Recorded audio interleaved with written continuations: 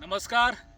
आम्ही आलो आहोत आता जाळीचा देव या ठिकाणी आणि तुम्ही पाहू शकता या सगळ्या डोंगर दऱ्या या डोंगर रांगा अतिशय मनाने प्रफुल्लित झालेला आहे आणि या सगळ्या वातावरणामध्ये आपल्याला कविता आठवते आहे कविवर्य नाधो महानोर यांची.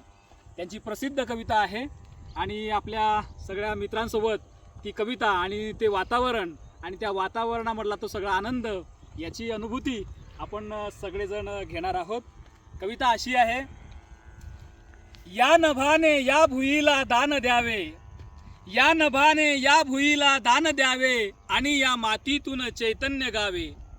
कोणती पुण्य अशी येती फळाला, जोंधळ्याला चांदणे लगडून जावे.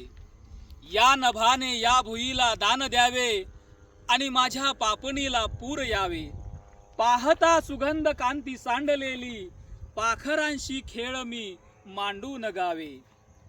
गुंतलेले प्राण या रानात माझ्या, गुंतलेले प्राण या रानात माझ्या, फाटकी ही झोपडी काळीज माझे.